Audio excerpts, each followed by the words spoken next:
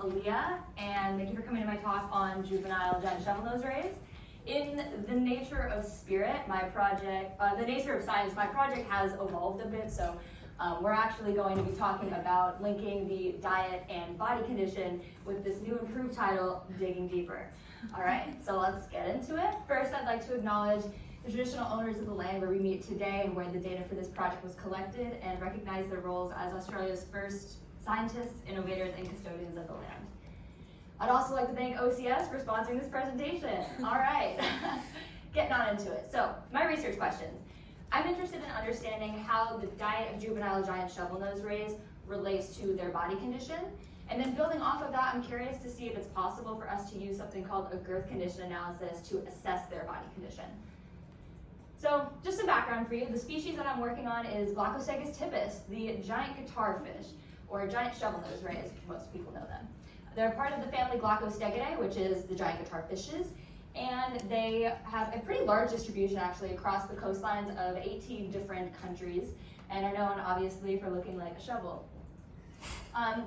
When it comes to life history, they are slow growing and very large growing. They have a maximum length of up to 3 meters, and they reach late sexual maturity. So when we add all of these things up, this is pretty much a perfect formula for an IUCN critically endangered listing, which is super unfortunate, and this is due to, yes, their life history factors, but also due to increases in the meat and fin industry and having some of the most lucrative fin products out there, as well as being a huge portion of bycatch.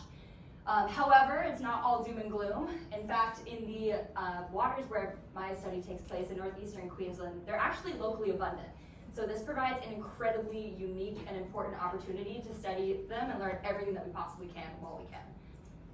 When it comes to habitat, the adults and juveniles tend to differ with their habitat use. Juveniles tend to be a lot closer to these inshore areas, utilizing intertidal sand flats, mud flats, mangroves, things like that, whereas the adults are typically further out offshore and have actually been recorded at depths of up to 100 meters. It's pretty cool. So in this famous study by Dolby and colleagues in 2021, they noted that of the 611 known species of rays that we have out there, 37% of them are threatened with extinction. And within that group, we have Glaucostegidae, the giant guitar fishes, as some of the most understudied and most vulnerable species. So while we do have some preliminary understanding of what the adults eat, we currently lack species-specific understandings of what the juveniles of these guys are actually feeding on, and virtually we have pretty much no understanding of how body condition changes or what a baseline really even looks like for the species. So that's what I'll be focusing on. But body condition, the magic word, what does this actually mean? So it can be defined at a glance as a metric used to assess the overall energetic status of fishes. But what does that mean? So body condition is a crucial tool that we can use to assess animals' ability to actually do essential activities. Essential activities like embarking on energetically costly long migrations, being able to feed effectively and forage, being able to reproduce successfully, and then ultimately avoid predation. This is pretty much a condition that's all-encompassing and understanding what energy reserves these animals have in order to perform these essential functions, which ultimately gives us a pretty good overall indicator of their health and wellness. So my research objectives are to, one, describe the diets of these juveniles, which we do not have yet, specifically in a very probable intertidal nursery that we have in Queensland, and then obtain morphometric measurements to evaluate the body condition of these rays, and then ultimately to compare girth condition analysis with Fulton's K. So, welcome to Lucinda. This is my study site. It is a vast intertidal sand flat right next to a beautiful mangrove, and it's an overall incredibly productive ecosystem. It's actually home to a number of different elastic species ranging from juveniles all the way to adults. So I'm really fortunate to be able to do my study here. But what do I do here? I catch some rays. So this is how we set it up. We kind of try and time it with the outgoing tide so that we're timing it with their feeding habits. But with a combination of seine nets and dip nets and just brute strength, we capture as many rays as we can. Once we get the rays, I go into my body condition analyses first. So the first thing I'm looking at, I'm getting Fulton's K, which is pretty much this ratio of total length and weight.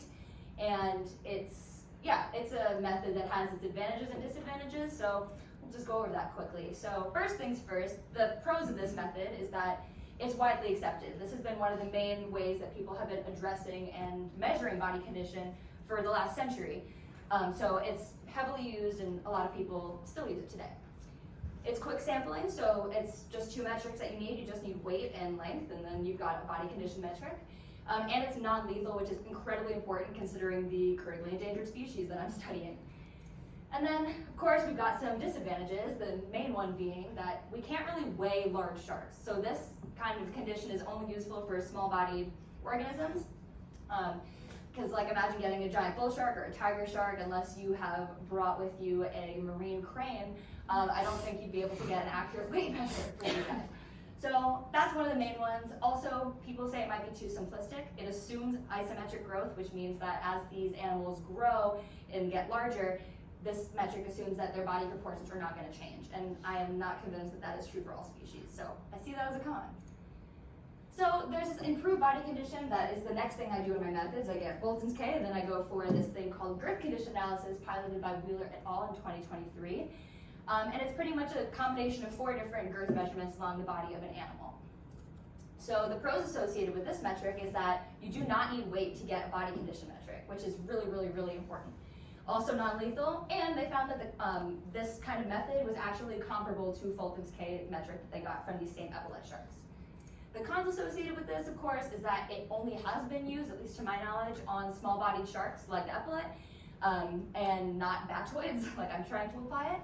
And then also, it potentially could be hard to get girth condition analysis on tiger sharks, bull sharks, because that is a thick girth, if you will. All right, so this is what it looks like applied to my study species. And as you can see, the posterior pectoral and anterior pelvic are actually 2 measurements that are overlapping, and that's just simply because for guitarfish morphologies, that is the same spot. But yeah, these are the measurements that I was taking for girth condition analysis. And then once I'm done with my body condition stuff, I bop over to my diet samples. So the way that I do diet samples is this process called a gastrocoulant, which is a fancy way to say I make these rays throw up. And the way that it's done is we insert a little tube down their throat and into their stomach, which is attached to a bilge pump, which is sitting in a bucket of water, which is attached to a marine battery. And then when I turn this thing on, it will gently flush the stomach with a little bit of water and give us a cool diet sample, hopefully. So then we go through, this is actually my colleague Jalen, and then we will go through and pick out all the little tiny things that came out of its stomach and get a really cool diet sample like this one. Admittedly, this is a really cool diet sample. They do not usually look like that. It's like 1 or 2 strips sometimes, but you know, gotta flex. All right.